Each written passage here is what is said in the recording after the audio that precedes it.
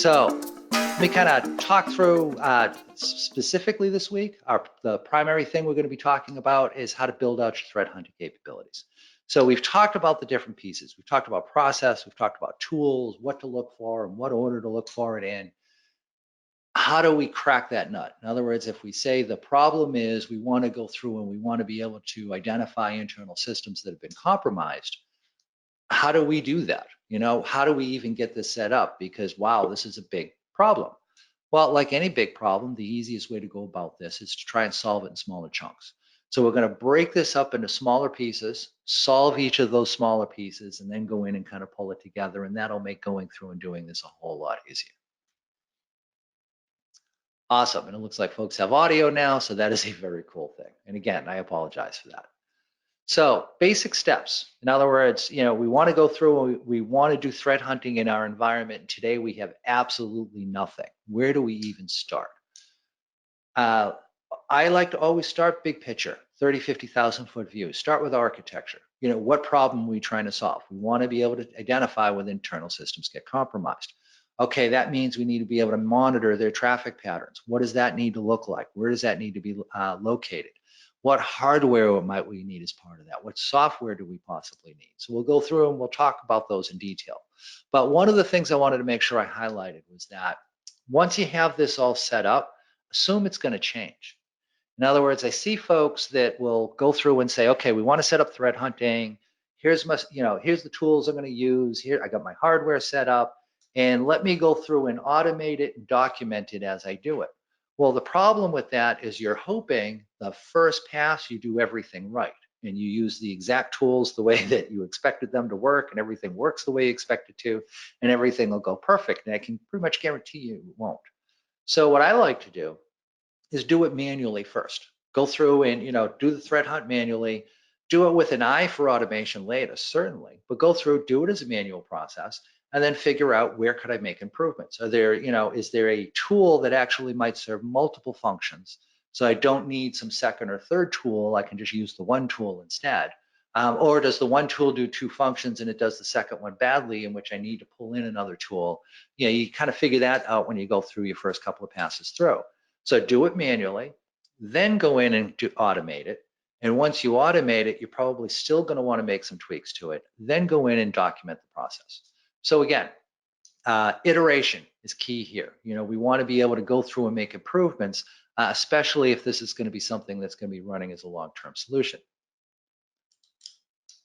Architecture. So we want to be able to identify when an internal system gets compromised. That means we need to be able to see all of our internal traffic as it heads out to the internet.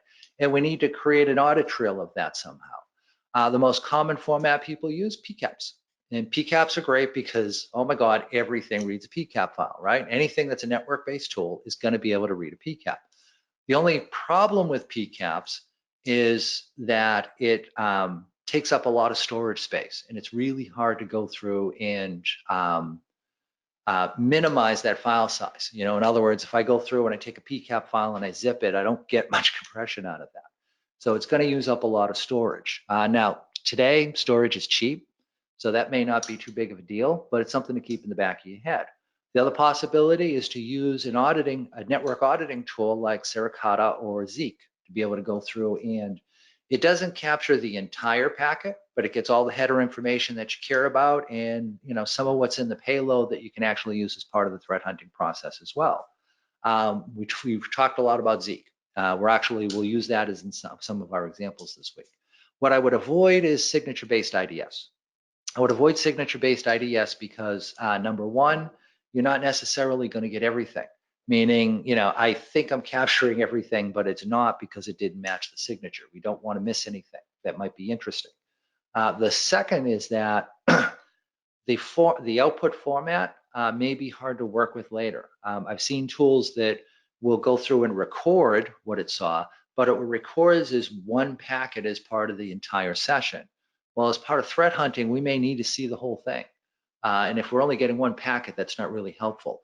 Further, it may do something like output the file as hex, but output it to an ASCII file. So now I've got hex in an ASCII file. Well, that's not really helpful to me. So what do I do now? So again, I would avoid the signature-based IDS stuff. Stick with PCAP, stick with Zeek, something along those lines here. And as I said, do this with an eye towards automation. So we're going to do it manually initially, but as I'm doing it, if I see there's a step that I'm just not going to be able to automate at all, I might want to try and figure out a different way of going through and solving that problem, because I don't want to be able to automate it later.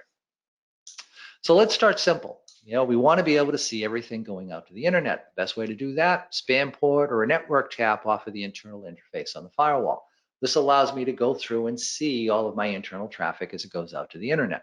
Now I could tap the external interface of the firewall. The problem there is that all of my internal systems have gone through network address translation by the time it gets here. So I end up with two problems. One is, let's say I identify a beacon. Well, now I know a beacon is originating from the internal interface, the external interface of the firewall. That doesn't tell me which internal system is actually going in and doing the beaconing. The second problem is that I might have multiple systems talking to the same host out on the internet, and the combination of all their traffic now kind of looks like a beacon.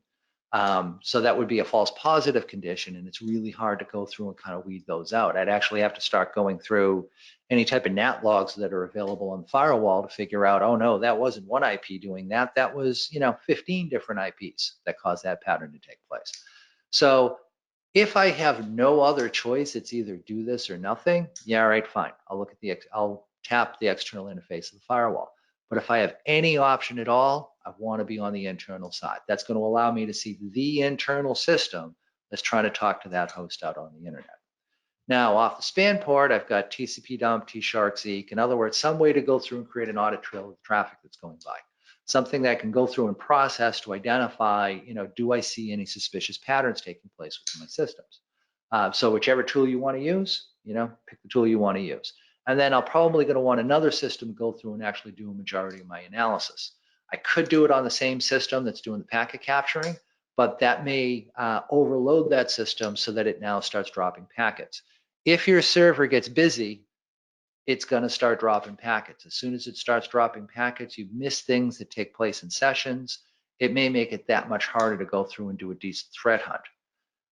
This needs to be dedicated hardware. Your packet capturing system needs to be dedicated hardware, meaning that there's no hypervisor. So it's not sniffing in a VM running on top of a hypervisor, nor is it on a system that has a hypervisor sitting above the thing that's going through and doing the sniffing. Either one is going to mess with your ability to go through and capture all the traffic that goes by. So this must be dedicated hardware. Now, your analysis system can be dedicated hardware. Sometimes it could be a desktop. It can run in a VM. Usually you get a lot more flexibility there. So we'll probably need at least one piece of hardware or an appliance in order to be able to go through and do this. When we get into doing the analysis, yeah, that can be done on, like I said, that can usually be in a VM, and it's not a problem. Now, all of our networks don't always look like this, right? In other words, it's not a one size fits all. We're all going to run into what I refer to as special cases, situations where our network's just a little bit different from other folks, and that means that things aren't going to work exactly the way we expect. And I'll give you a good example. So here I've got two internal DNS servers, and anytime a query is sent to them, they act as DNS forwarders, and they always forward all queries to these two external DNS servers here, and then these actually go out and do the lookups, pass the answer back through the chain. Now, why would you want to do this? Well, there are third parties that have services that you can subscribe to that allow you to funnel all your DNS queries through them, and they take a threat feed list, and anytime your users try to go to a domain that's on that threat feed, they'll just return, 127.0.0.1 or, some sort of IP that keeps them from actually going to that domain themselves. So the thought process is it keeps you from going to the known bad guys. The issue with that is it's kind of like signature-based antivirus. There's so many attackers out there changing the domains they're using constantly.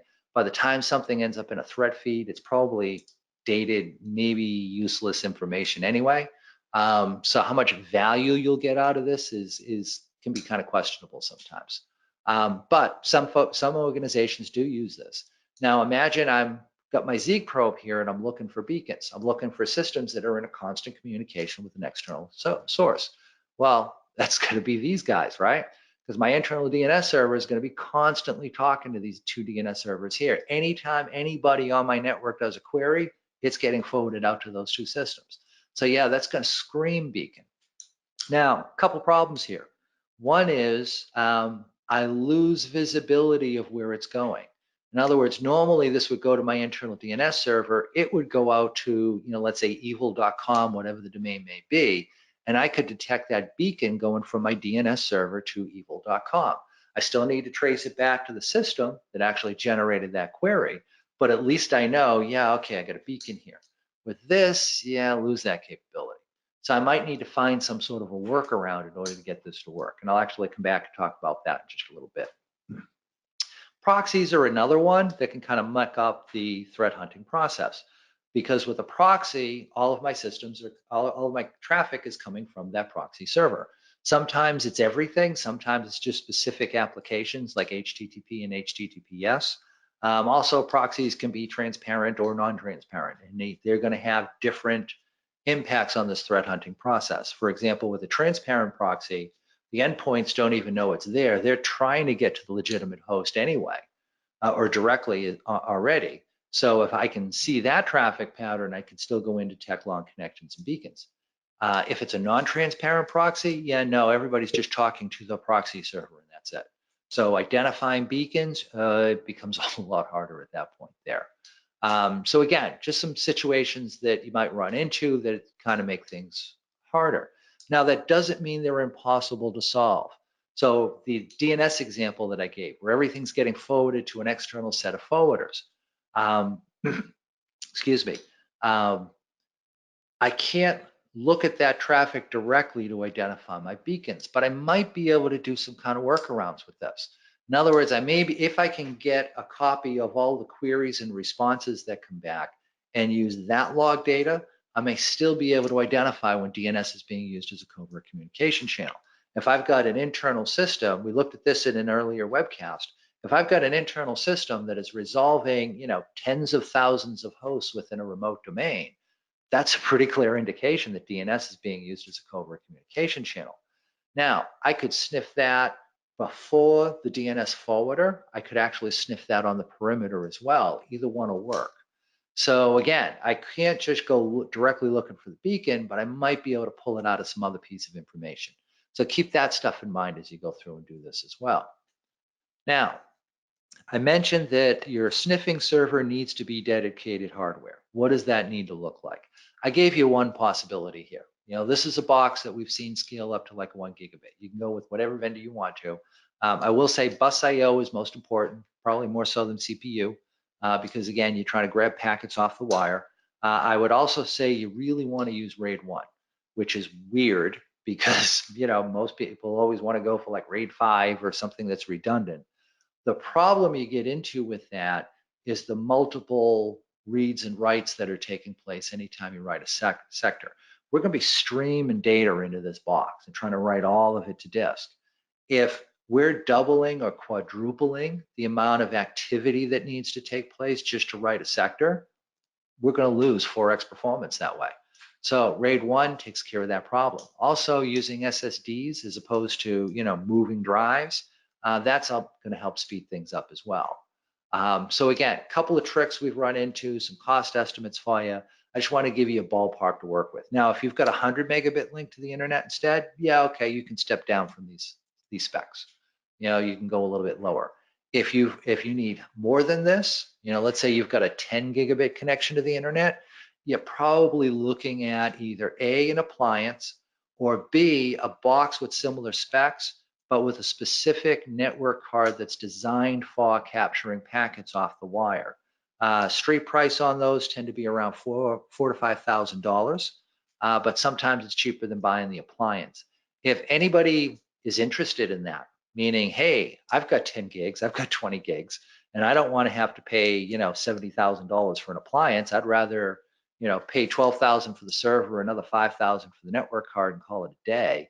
What do I look at? We actually have some we've tested. Drop me an email, chris@activecountermeasures.com, or I'll list the addresses at the end of this webcast as well. Just drop me a note and I will share the data we have, share the vendors that we've worked with, and you can kind of go at it from there. So we figured out architecture. Where are all the pieces going to be? We figured out hardware. What do we need to buy and kind of plug in and get going up online? Next, we move to software. So what software do I want to use to solve each of these problems? So again, oh my God, software is the hard part. Where do I even start? Start with that process we discussed. So we talked about when I want to identify if an internal system has been compromised, the first thing I want to look to see is, are any of my systems in persistent communications with a host out on the internet? Meaning they've got a beacon session going and they've got a long connection going. Okay, solve that problem first. Figure out the software you want to use, figure out the process, solve that problem first.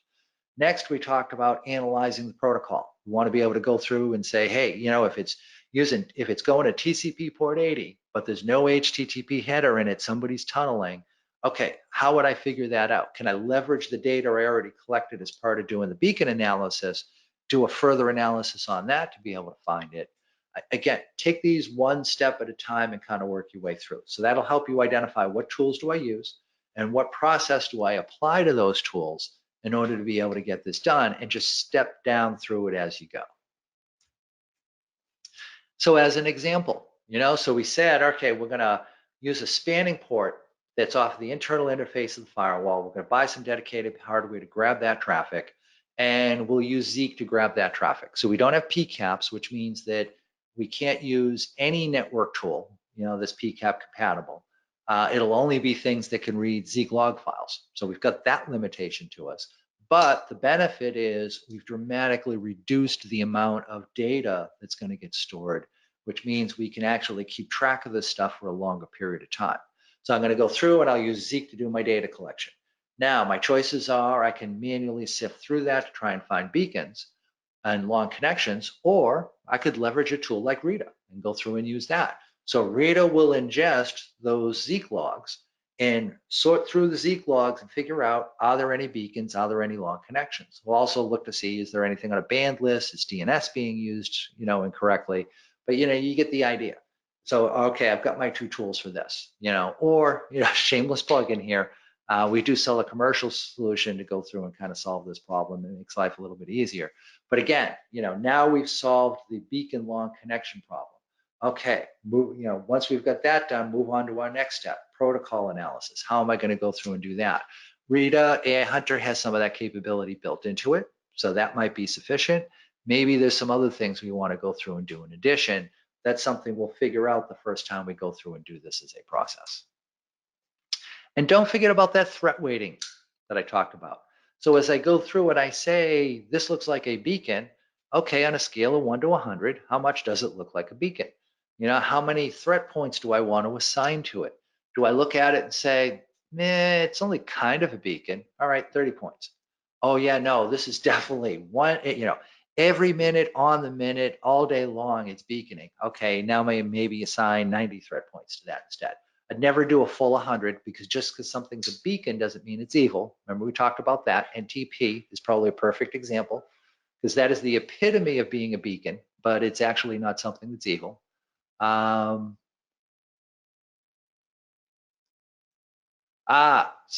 actually, let me back up a little bit here. We got a couple questions. Yeah, so there was a comment that at those speeds, you're probably going to need a tap versus a span port. Yeah, absolutely, Chris. Or like a Gigamon box or something along those lines. Definitely a lot when you're dealing with like the low-end Cisco gear and stuff like that. You've got that span port, which is great, but when that box gets busy, your switch needs to make choices on what it's going to continue to use its processing time for and what it will let go of because the CPU's maxed out. My experience, at least with Cisco, has been the first thing it stops doing is copying things off to the span port. So yeah, you're absolutely right. Network tap or some sort of dedicated box that's designed to grab those packets like a Gigamon system may be the way to go for something like that. Is there a recommended answer for the explicit proxy use case? Yeah, so it's a The problem is when we talk about proxies, like I said, there's transparent, there's non-transparent. If it was me, one of the first things I might go through and look at is, okay, can I get some of this data? I've got two things I want to identify, beacons or long connections. Long connections, I should still be able to go through and do. If my proxy server is holding a connection open to an external host all the time, that's still a problem. That's something I need to resolve. Now, I know it's coming from the proxy. I don't know from which user. I'm going to need to establish processes that allow me to identify down which desktop is, actually creating that connection. Beacons, though, I should be able to go through and still do that. I might get some false positives out of it, though. I might be in a situation where, hey, this looks like a beacon, but it's actually 15 different users. It's not just one. Those can be a little hard to deal with. Sometimes what you can do is you can go through and you can kind of yellow flag those. We talked about whitelisting things. A yellow flag to me is not ignore this all the time, but yeah, this kind of thing happens. So for example, maybe it's connections going to like Gmail, so Gmail is 99% of the time it's legitimate traffic. 1% of the time it's being used as a command and control channel. So I don't want to ignore it all the time, but I also don't want to freak out when I see it. And that yellow tag kind of identifies, here's the specific conditions where you need to worry about this. So to go back to the example I gave, if I've got 15 users going to that same IP, my yellow flag might be, hey, a lot of people use Yahoo or a lot of people use Google. Identify if it's one or multiple systems involved with these sessions. If it's more than two, it's okay to go through and ignore this session. So that's how I'd go through and start dealing with the proxies. I know you provided the link somewhere. Where are the vids to be hosted? So if you go to the www.activecountermeasures.com/thunt, the original page that we set up, there should be a link on that page to get to the videos as well as the slides that are being used in the presentations. Let's see, looks like we got one more question here. When would you do a tap versus a span? Good question. So I would do a tap versus a span, number one, if I've got a really busy network environment and I'm pushing high bandwidth links, or two, if I've got a switch that I really like and it doesn't have span port capability to it. If I've got a relatively quiet network, and by that I mean I've got like 100 megabit net connection to the internet, I'd probably just use the span port and call it a day. If, however, I see that processing on that box is pretty high, and I see the switch looks like it's getting busy and it's throwing away packets, yeah, then I definitely would not use the span port. I would go with the network tap. Network taps, quite honestly, today are cheap. You can find a decent one for like a couple $100 and that's it. So it may be one of those situations where, if I know for sure my switch is quiet, go ahead and use that span port. If I'm not sure, if I'm in that iffy mode, for a couple $100, it may be worth it to just get the tap, call it a day, and be done with it. Awesome. So threat rating, we talked about that. Whitelisting. So whitelisting is that you've gone through, you've done an analysis. So let's say I go in and I see, oh yeah, hey, that looks like a beacon. That's definitely a beacon. And you start digging into it and you figure out, well, yeah, it's a beacon, but that's a feature. Maybe it's a vendor that I'm paying for that is doing some sort of linking to get some additional information for some problem they're solving on an internal process, just to kind of toss out one possibility that I've seen. I may want to go in and create a whitelist entry for that. And there's a couple of ways you can go about doing that. One of the most extreme is to go in and just, like create a BP filter that says, hey, anytime you see this system talking to that system on this port number, ignore that traffic. And now we don't even bother capturing that data anymore. That reduces the amount of data that gets saved. It reduces the amount of processing time, does all those wonderful things. But it does mean that that connection is now invisible, meaning we're never going to see it again because we've created a filter for it. We're not even letting Zeek or TCP dump or whatever capture it in the first place. The other way I can go through and do a whitelist is I can go through and I can make some sort of a notation that says, hey, if you see this IP talking to that IP, this is what it is, don't worry about it. That works if I can integrate it into my analysis process. meaning that, the tools I'm using to do my analysis are going to flag that automatically. So when two IPs show up in their beaconing, maybe there's some link that shows up there. And now if I click the link, it tells me, yeah, that's been whitelisted and this is why. Or something shows up in the output to tell me it's been whitelisted and I can go reference that if I want to. That'll work out pretty well as well. What we're trying to avoid is one of two things. One is I do the threat hunt every day or every week, and reevaluating the same connection pair over and over and over and over and over and over and over again. I want to avoid that. Possibility number two, I've done the threat hunt a couple of times now. I did all the background work to figure out that connection's safe. I don't need to worry about that. But now Jane is going to go through and do threat hunts now, and I don't want her to have to go through and do all the same legwork I did. So again, some sort of whitelisting capability. There's a number of different ways you can go about implementing it. Definitely a good idea. So what next? Well, next we continue through our process. So we said we've got this big problem. We need to threat hunt, break it up into small little bits. So the first thing we were going to solve is how are we going to figure out beacons and log connections. We just talked through that whole process. So, okay, let's say we're at a point where we say, all right, we think we got that solved. We can identify what are beacons and what are log connections. Now we're going to want to do a deeper analysis on those. How do I go about doing that? Well, the next step in our process is protocol analysis. So how do I do that? Maybe I can use those same tools. Rita AI Hunter has protocol analysis capability built into it. Zeek has some protocol capability built into it. So I may be able to use the tools I'm already using and just, an additional process to be able to identify, is that protocol suspicious, yes or no? Maybe I need to bring another tool to bear. So that's something I need to kind of figure out at this process. So I'll go through and I'll follow all these steps again for protocol analysis. And now the next step is, all right, if it's still looking like something I can't whitelist, my next thing is do an investigation on the internal system, do an investigation on the external system, go through and deal with it that way. So I can start dealing with the reputation of the two endpoints. What tools do I need for that? So again, it's just repeat the same process that we talked about for beacons and long cons, but do it for each step in this process.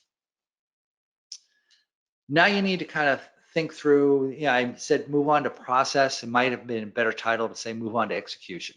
How am I going to go about doing this now? Is this going to be a daily task, a weekly task, a monthly task? What do you want to do? Really, it comes down to how much risk can I assume? Meaning that if I do a threat hunt and then someone breaks in an hour later, how long can I leave them on the network for before I actually need to detect them? And a lot of folks will hear that and say, oh no, I need to detect them instantly. Okay, you can, and instantly is going to cost you, and it's going to cost you a lot. Do you, $10 million need to instantly detect it? Most of us will hear that number and say, no, I don't need to $10 million instantly detect it. I want the best detection I can get for $50,000. Yeah, okay, that's going to help you kind of scale how this whole thing goes. Ideally, a process is threat hunting every day, kicking out anything that looks interesting, and now your SOC is going in and doing a follow-up on that when that takes place. That's an ideal situation. If you can't do the ideal situation, then I want to go through a day's worth of data every week if possible, and go through and do it that way. Also, keep in mind that our process, there's going to be certain goals and objectives we're going to want to achieve as part of this. Things like integration into our SOC. So my threat hunting process, what tools, what processes does the Security Operations Center use? If there is a dashboard that has all the alerts that need to get paid attention to, well, my threat hunting process needs to get those alerts into that dashboard somehow. So that way someone in the SOC can look at that and say, oh, hey, it looks like this internal IP address might be compromised. I need to execute a runbook on that. Let me go at it from here. I need to be able to, integrate that in with my SOC. I need to make sure I've got runbooks written that are simple and easy enough for junior analysts to go through and use.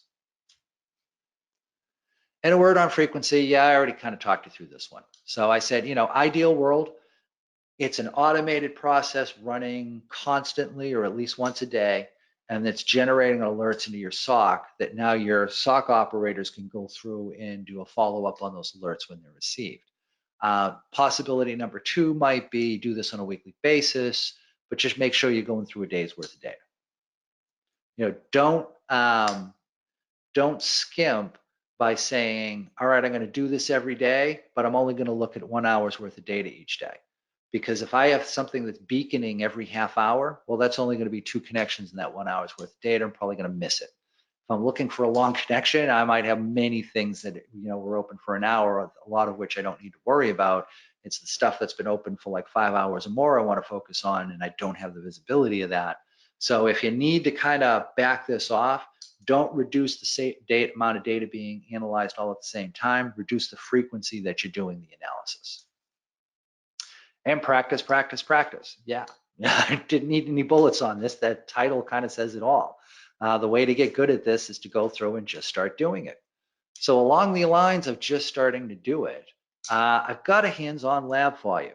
In fact, let me grab this link. So I am going to throw this in the chat.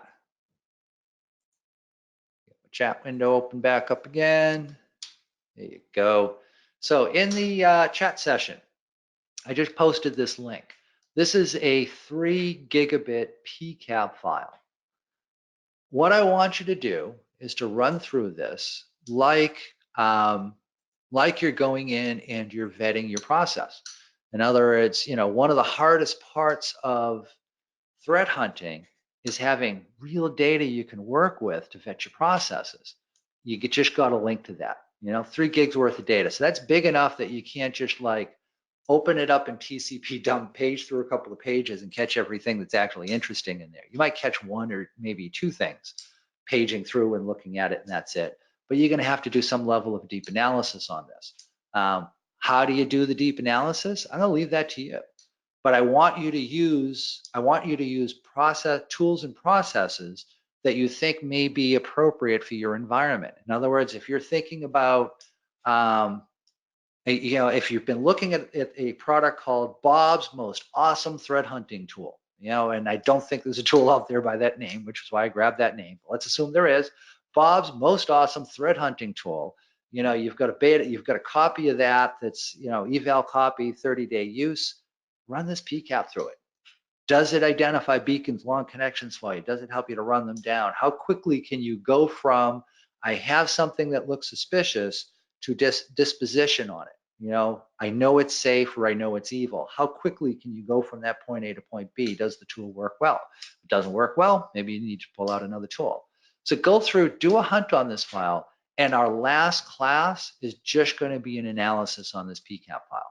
So you could just tune in next week and hear what I have to say, but that really isn't going to be helpful unless you've taken some time to go through and try and do this yourself.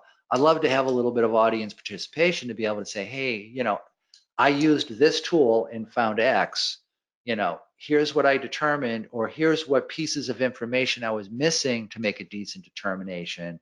Does anybody have any good ideas on how I can go through and I can fill in those blanks? So in the chat, grab that link. I'll also make it available when we push out the slides on this thing. As I said, it's 3 gigs, so depending upon your link speed, might take a little bit of time to pull down, but it's Google. They tend to be kind of fast on their end. So you should be in pretty good shape there. And here's just a quick summary of what you're going to see. So when you open it up, you're going to see, 102,000 TCP sessions that are taking place. There is, 159,000 UDP sessions taking place. There's 1 IPv6 packet in there, and that's it. So here's just a quick summary of what's in there. I try to give you enough data that, you got to have a process to be able to go through and find the interesting bits. And that's all I've got. So if anybody's got any questions, feel free to throw that in as a question. I'll answer it now. Otherwise, you can email me, Chris, C-H-R-I-S, at activecountermeasures.com, or you can email courses@activecountermeasures.com. And again, I want to apologize profusely for the late start. I want to apologize profusely for having you sit there for a while you couldn't hear any audio because I was too stupid to hit the broadcast button. Again, we've got the folks that are actually smart are at Black Hat this week. So this one was a little bit stumbly. I promise we will do better next week for you folks. So let's see. Don't see any other. Oh, wait a second. What about a tap on the WAN interface facing the ISP? So you could do that, but you're back, Chris, you're back into the same problem I talked about being post network address translation. You'll see all the traffic, but it's already going to be natted. So, that's going to make it, it's going to be harder to identify real beacons. It's going to be harder to trace back if you do see a real beacon, which system was actually doing it. So my advice there was, if you have absolutely no other choice, go for it. It's better than nothing. If you have a choice, stay inside the internal interface of the firewall. One great open source tool for mass packet capture and analysis with Elasticsearch is that Melosh? Huh, I have not tried that, but thanks for the tip, Chris. Yeah, folks, grab the link. You can definitely go check that out. I am always interested in useful tools. In fact, hey, I'm writing this one down too. Yeah, my only concern with Elasticsearch is that, not to turn this into a sales pitch, because it's not, but we actually went the Elasticsearch route with Hunter initially, and we started having scale problems. We got into like the 300 to 400 megabit range, and just response times on queries and doing processing became really sluggish after that. So for folks that have high bandwidth links, like 20 gig, the Elasticsearch limitation might be an issue, but hey, if it's open source, pull it down, give it a try. Never hurts to at least give it a try. All right, and on that, folks, it is close to the top of the hour, so I'll let you go. If anybody has any remaining questions, Chris, CHRIS, at activecountermeasures.com or courses, I'll get back to you. And like I said, giving you a little bit of homework. Go through that PCAP file between this week and next, and we'll do this as a review as part of the next webcast. Thank you, folks, and I will see you next week.